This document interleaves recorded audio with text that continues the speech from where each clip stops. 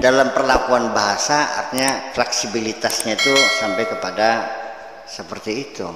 Atau juga menggunakan kata-kata kiasan-kiasan menghindari kalimat-kalimat yang jorok, kalimat-kalimat yang tidak sedap didengar, maka menggunakan kata-kata kiasan seperti buah khuldi, itu kiasan dari hubungan seksual, tetapi beli paham. Ada mangan sing wareg, minum sing wareg, asal aja masa gue selalu ngomong kon seperti itu kira-kiranya. Jadi dalam seluk-beluk dalam Al-Quran itu seperti itu. Makanya harus kita pahami bahwa Al-Quran itu bahasanya sangat hidup dan tidak pernah membosankan. Dibaca berulang-ulang tetap segar, mudah dihafal. Makanya Imam Syafi'i kalau mengawinkan itu dalam ijab qabul nih harus 2 syigat, zawajtuka wa ankahtuka. Kalau zawajtuka saja tidak sah. Tetapi kalau ankahtuka saja sah, karena an-nikah bimana al-wat'u. Jadi zawajtuka pasangan suami istri secara sosiologis, ankahtuka pacakannya sira secara biologis. Hadhihi zaujati, ya istri saya. Wa hadhihi mangkuhati, pentogannya kita. Ya kan jadi persen begitu. Makanya jadi memang secara bahasa zaujun itu makanya tidak ada muzakkar, tidak ada muannas. Dia lafaz mustarak, bisa suami, bisa istri, karena zaujun itu pasangan. Jadi kamu dan pasanganmu itu belum tentu boleh disetubuhi. Itu hanya teman saja kok. Dan asalnya kena belen pun jaluk batur, itu jaluk berapa? Kesepian dewe kan. Nah, disitulah pengertian Syajaratul Khuldi, kebablasan sampai tekan kayak korma, kayak anggur, semakin nggak paham saya ini. Padahal korinah lafziyah dalam Al-Quran. Setan sendiri menggoda Adam dan Hawa untuk makan buah khuldi itu. Fawaswasa ilaihima asyaitan, kan begitu. Yuriyahuma min sa'atihima, artinya sa'at itu kemaluan. Jadi minta endengaken konon atau kena, perlihatkanlah kemaluanmu. Nah, wong bakal mengeluarkan kemaluannya, mau makan apa nih? Buka celana, buka sawat, mangan apa pun kok. Udah. Kemudian lagi setelah selesai makan, wa tafiqa yaksifani min awraqil jannah, ya. Mencari apa namanya? Daun-daun sorga, berarti dalam keadaan telanjang. Ya, jadi pertanyaan lagi, laki telanjang, perempuan telanjang, makan apa? Bahuldi. Nah, ini kita tidak menyalahkan juga. Penafsir adalah penafsir. Salah dapat 1, benar dapat 2. Tetap hebat juga mereka nih. Iya, jadi mereka telah berpikir. Hanya saja ternyata saya cek di 51 tafsir, ada tafsir yang menyebutkan bahwa Syajaratul Khuldi itu asyahwah. Cerdas juga nih, lupa siapa yang ada di sini. Ya termasuk dilepek-lepekakan beli metu-metu, akhirnya metu manik-manik ya. Barang Hawa marakus beli, terus manjing, udah produk-produk akhirnya metu susu nih. Ya itu mah boleh-boleh saja menafsirkan. Enggak dilarang. boleh saja tafsir itu, silakan saja ya. Boleh saja, sah-sah saja menafsirkan. Cuman kan persoalannya kan masuk akal atau tidak. Jadi ini kadang-kadang bahasa simbol dalam Al-Quran menghindari kata-kata kotor, ya kan gitu.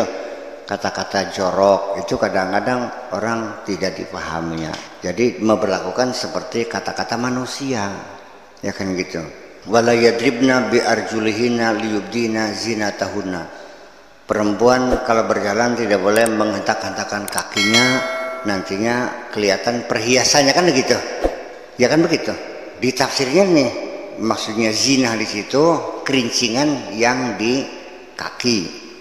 Kalau jalan di gentakanku kerincing, nah itu nggak boleh. Saya kan jadi mikir, dari mana datang syahwatnya dengan kerincing? Segera cari psikiater.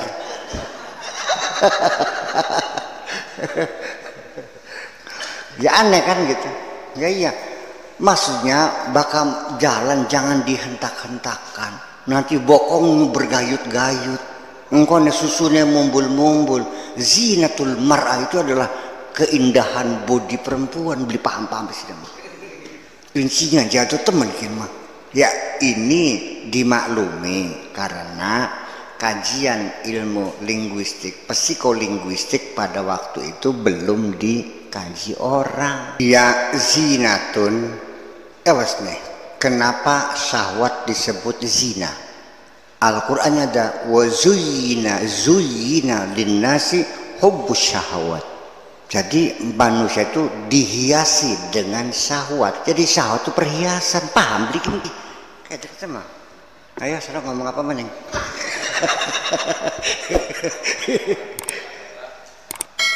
Oh, kalau aurat lain lagi. Kalau aurah lain lagi.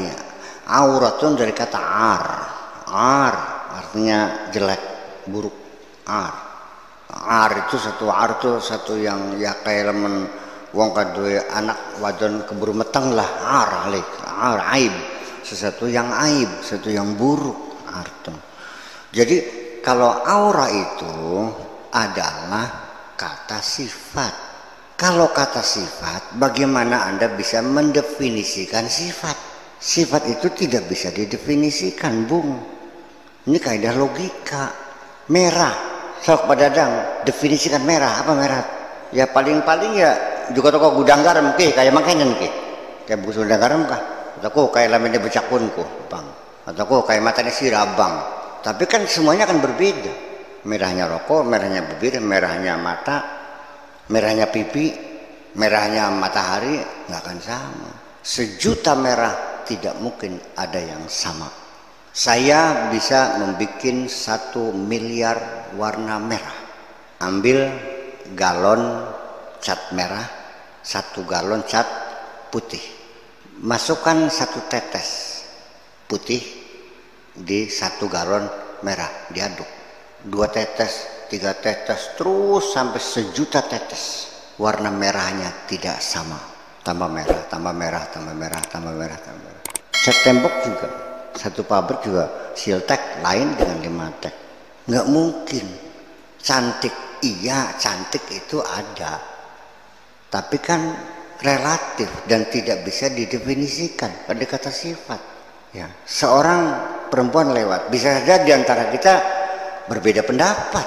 Ada yang bilang cantik banget, ada yang sedang, ada yang bilang jelek. Tergantung kepada pengalaman kita masing-masing. Akan tetapi ketika yang lewat itu Brookshield atau pada zaman dulu namanya seperti Elizabeth Taylor, kita sepakat. Cantik kan? Cantik. Itu saja persoalannya. Kita sepakati perempuan ini cantik, sepakat karena sudah sangat cantik sekali. Laman dalam Luna Maya cantik nggak kira-kira?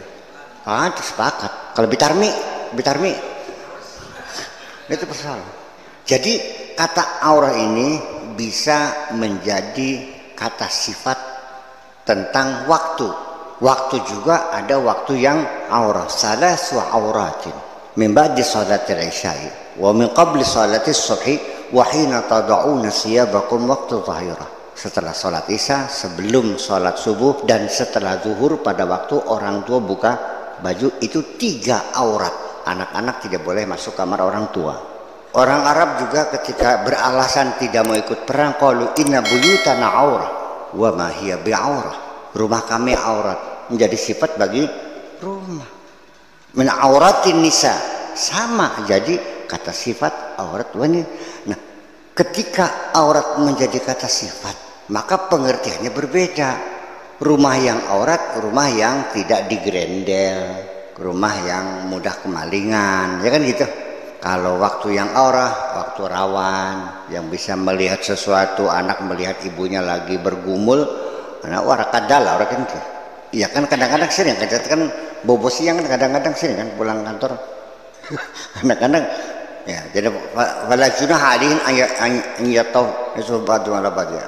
Setelah 3 waktu itu boleh silakan anak-anak masuk. Habis itu tidak boleh tutup pintunya. Itu tidak aurat. Nah, ketika kita bicara aurat perempuan juga sama.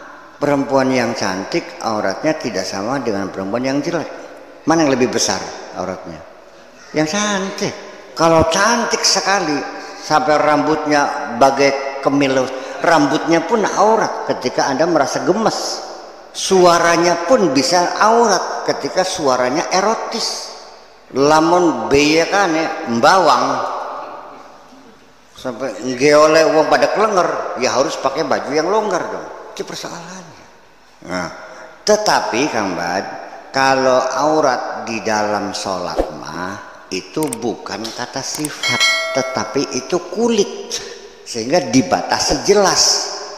Laki-laki dari pusar sampai lutut, perempuan sekujur badan kecuali muka, dan karena kata aurat untuk sholat bukan kata sifat, tapi itu adalah maknanya kulit, sehingga akibatnya ketika orang itu pakai baju trit, celana trit, pakai pullover ketat, susunnya mantul-mantul, ya kan, pahanya melepet seperti kayak lepet, ya. Yang penting kulit tertutup, sholatnya sah sholatnya. Tetapi ketika datang ke sini menghadap saya, tak usir sila, aja beda kita kan gitu. Dia tidak menutup auratnya kalau begitu. Jadi aurat sosial berbeda. Nah, siapa sih gagak ya? Pasana ya. Memang dalam sholat pusat sampai lutut. Dalam bermasyarakat, pasana gagah, dadanya bidang, nggak boleh sembarangan buka baju sembarangan. Akhirnya bocah wajar nugang motor tabrakan mungkin mah. Jadi laki-laki pun ya dada juga aurat juga dalam bermasyarakat mah.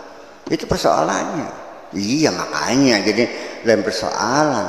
Ya kan seperti itu. Saya sholat pakai celana komprang, pusar sama lutut tertutup, sah nggak? Nah saya boleh nggak keluar pakai celana aja ke jalan?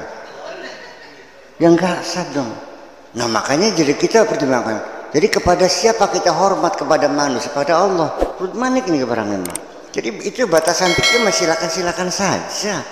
Pusar sampai lutut. Tapi lamun pada adang sembahyang belegiran petak tampok. Nah urusan bagian jadi fikih pusar sampai lutut juga.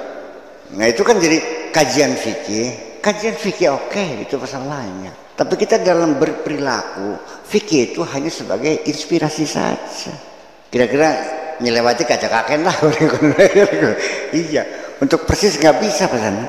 Iya, ya memang secara fikih sah. Pasana sholat pakai celana aja, nggak pakai baju, memang udah panas, sah sholatnya. Tapi sayangnya bener tak belikin ki. Nah, makanya begini, fikih juga kita pakai aturan-aturannya itu. Sebab kalau kita menghadap kiblat secara persis tidak mungkin. Satu, karena bumi bulat, ya kan begitu. Kalau sudah bulat mencari garis lurusnya susah, iya kan? Sekarang ada Google, bisa dilihat sekarang mesin-mesin sudah dibaca semuanya lewatnya nih. Nah, situ kita pakai fikih. Yang penting adalah menghadap ke Ka'bah itu sekian derajat. Ya, ingat titik tolak yang berbeda 1/1000 mili, awas 1/1000 mili kita bidikan. Ya, dengan senjata yang lurus tepat bisa nabrak Ka'bah lagi, bisa nyelewat gitu. Semakin jauh ketika titik tolak berbeda, maka dia akan merenggang. Jadi gimana? Ya sudah, fikih mengatur yang penting ada batas toleransi. Dalam sholat saja dada kita bisa bergeser antara rakaat pertama, rakaat kedua sudah bergeser ya, nggak bisa lurus. Ya itu sudah kita batas toleransi, minimal adalah sekian derajat ada di toleransi. Nah makanya ucapan mustaqbilal ka'bati dengan mustaqbilal kiblati, mana yang lebih layak?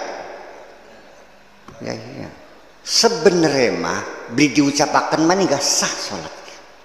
Saking berlebih-lebihan bisa dikongkon siapa tukang masalah batu. Termasuk arba rakaat yang berlebih-lebihan gini. Usolli fardhu zuhri itu sudah pasti kalau zuhur 4 rakaat, nggak ada zuhur yang 3 rakaat.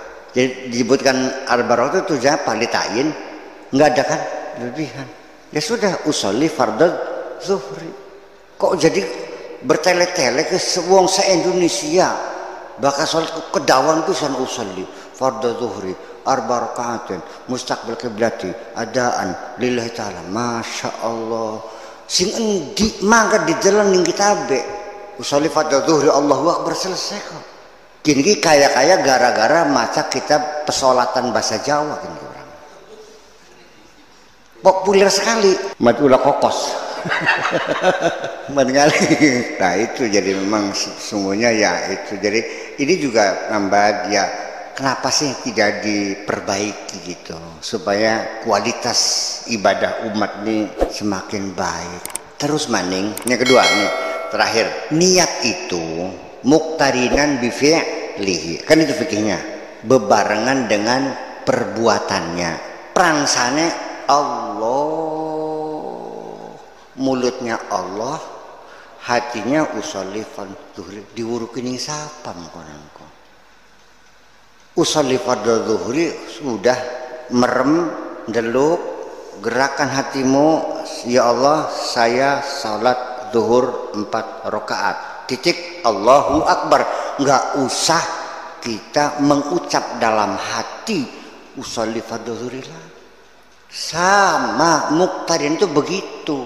Masa ya cangkeme Allahu akbar atine usolli sejen temen omongan karo perbuatan. Jadi kayak orang ini racing ya, lomba motor nih. Siapa yang menang, siapa yang kalah bedu.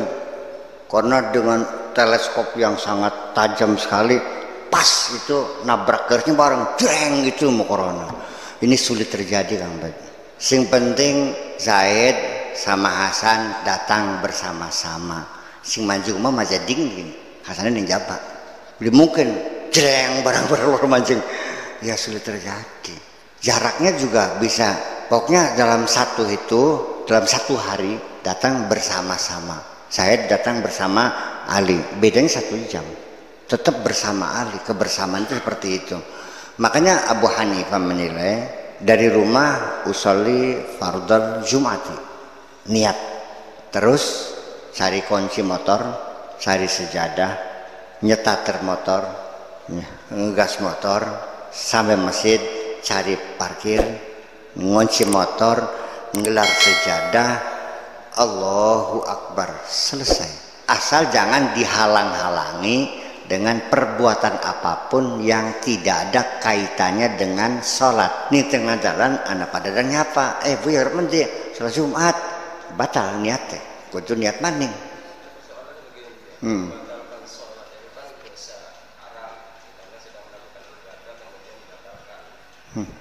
Bukan membatalkan niat, niatnya batal. Saya udah usolli fardhu zuhri, nyari sejadah, ada kaitannya dengan sholat. Nyetir motor, cari parkir, ngelar sejadah, ya sudah selesai. Nggak usah niat lagi, niatnya di rumah kok. Niatnya di rumah, takbirnya di masjid. Boleh membatalkan berarti kan? Ketika ada gangguan-gangguan itu boleh, artinya boleh tidak melanjutkan sholat kan? Bukan niat lagi, niatnya ulang lagi sampai ke masjid, ya usolli lagi karena tadi ngobrol dulu. Iya, itu min af'al kharijah anis salat, perbuatan-perbuatan yang di luar konteks salat itu, jadi niatnya batal. Macam tentang sana ya karena ngobrol dingin sih, ya jadi ya harus. Nah, bayangkan antara rumah dengan masjid itu sah saja kok. Apa maning lagi ngadeg, wis ngadep ngulon, wis ndeluk, tangan wis digegel, ati wis sudah mengatakan saya mau salat zuhur, terus Allahu akbar. Ya sudah, siapa lagi? Itu sudah cukup muqtarinan kok. Masa Allah akhirnya ya malah justru akhirnya takbir ki salah kabeh gini. Allah, langkah bahasa Arab. Tuhan kita itu bukan Allah lah. Allah. Titina wong sejagat. Allah kata. Ana maning Allah, masya Allah, Allah. Ini 2 hamzah dijadikan satu. Yang satu hamzatul istifham, yang satunya hamzatul jalalah. Jadinya Allah. Dalam Al-Quran ada kan? Ada dalam Al-Quran kan? Ada kan? Allah. Ini Allahu. Ya bisa maning pak. Mana maning Allahu akbar maning. Kenapa boleh maning nol? Anahu kedawan bisa. Allahu Akbar bunda pisan. Jadi ya sudah, yang layak takbir tuh gimana sih? Allahu Akbar. Iya, Allahu Akbar. Enggak ada Allahu Akbar. Aduh. Kian bibit yang was-was ki. Lah ya iya. Jadi pengertian muqtarinan sendiri juga mesti dijelaskan. Namanya kebersamaan bersama-sama tuh, sekalipun kita bersama-sama ke Jakarta nih, ada yang depan yang belakang, yang bisa-bisa mobilnya beda, bersama juga. Nah, makanya jadi disitulah sampai kepada ini kritikan saja. Berjamaah itu satu yang dijaga kedisiplinan. Jangan sampai imam ruku, makmumnya enggak ruku. Sehingga kaidahnya kalau seandainya makmum belum sempat baca Fatihah pun lewat, tinggalkan, langsung ruku. Udah sah salatnya. Nah, sekarang bayangkan simpang siurnya imam baca Fatihah, makmumnya menang. Imam maca surat, makmumnya maca Fatihah. Imam maca surat, makmum blingkorongokaken. Wa idza quri'a al-Qur'an fastami'u lahu. Blingkorongokaken. Imam ruku, makmum nutugaken Fatihah. Tulis Fatihah. Imam i'tidal, makmum maca surat.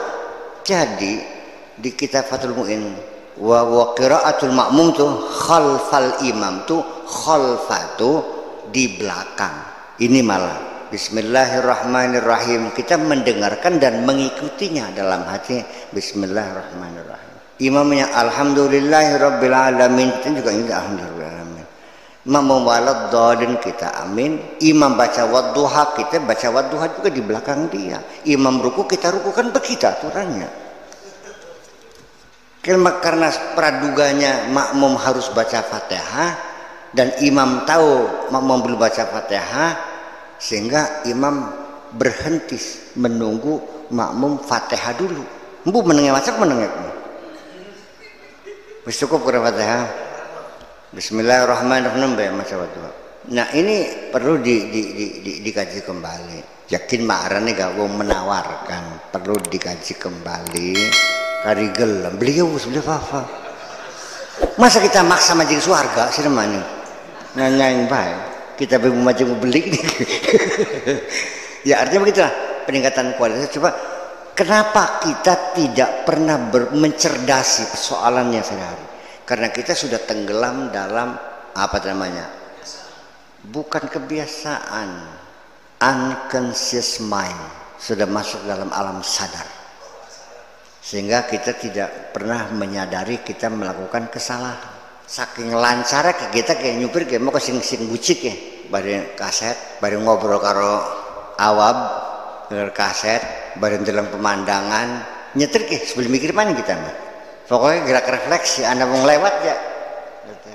Jadi ketika kita sudah masuk dalam unconscious mind, itulah nikmat Allah yang luar biasa. Kita bisa mengerjakan banyak pekerjaan dalam saat yang sama. Semuanya kita serahkan kepada gerak refleksi. Itu saja persoalannya. Wah, ada motor. Ya, bareng dalam kaca spion, bareng rokok kena, bareng ngobrol, bareng udut. Semuanya oke-oke aja. Iya. Nah, itulah makanya kita tuh harus selalu mengevaluasi apapun yang dilakukan. Sudah benar atau belum, dievaluasi lagi. Evaluasi itu selalu harus terus menerus. Nah itu makanya bisa terjadi evaluasi ini, kita mengkritik atau kita dikritik, kita menegur dan kita menegur.